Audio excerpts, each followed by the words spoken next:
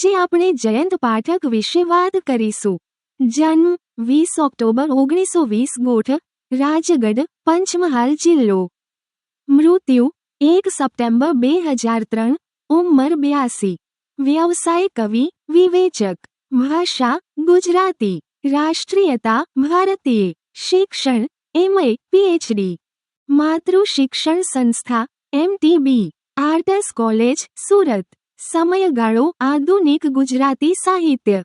નોંધપાત્ર સર્જનો વનાંચલ 1967, અનુનય 1978, મૃગયા 1983. નોંધપાત્ર પુરસ્કારો: કુમાર સુવર્ણ ચંદ્રક 1957, નર્મદ સુવર્ણ ચંદ્રક 1964, રણજીતરામ સુવર્ણ ચંદ્રક 1976, સાહિત્ય અકાદમી પુરસ્કાર 1980.